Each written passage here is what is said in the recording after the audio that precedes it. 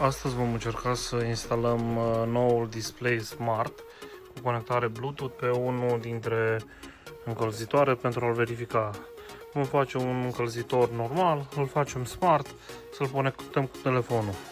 Avem cablajul, display-ul care are mai multe fire, se poate vedea, și placa electronică. Haideți să vedem ce, și avem un manual, să vedem ce putem face dacă funcționează. Pentru început, ăsta este un încălzitor pe care îl vom testa, e un încălzitor normal, un display normal de 12V. Vom înlocui placa, cablajul, tot cablajul și display-ul. Hai, să vedem ce iasă. Am scos placa veche, am montat placa nouă, se potrivește perfect.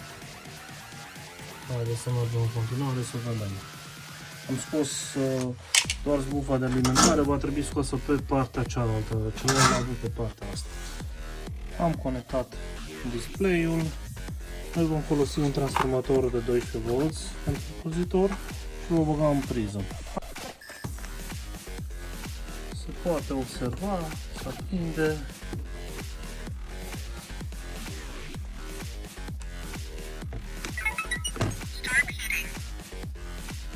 În continuare vom arăta cum se conectează acest încălzitor cu aplicația lui. Vom intra pe un iPhone, vom intra în aplicație, vom da plusul de sus, vom căuta aparatul, vom da permite.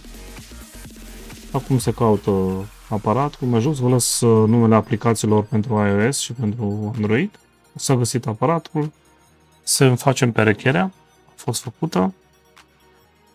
Iar împerecherea a fost făcută cu succes. Aparatul fiind pornit, vom intra pe el și ne va afișa datele pe care le primește de la acest display. De aici se pot face multe setări, ventilație, temperatură setată, ce temperatură să setăm, câte grade ne afișează unde este display-ul.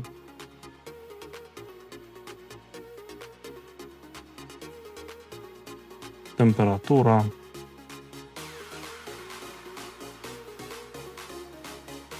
Și setări mai jos ce putem face, setări pe zile, parametri și așa mai departe. Vom verifica din nou, vom intra din nou în aplicație, acest încălzitor a fost oprit.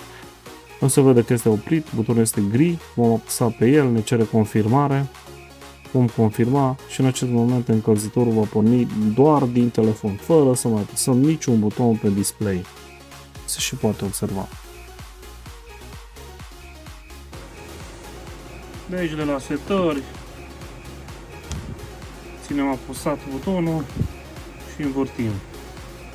Ce vrem să reglăm? Alarmă, programe, tot felul de setări,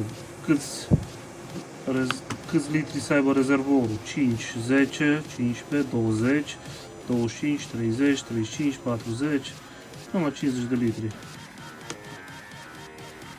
L-am setat pe 5, am setat pe 5, auto, foarte multe funcții.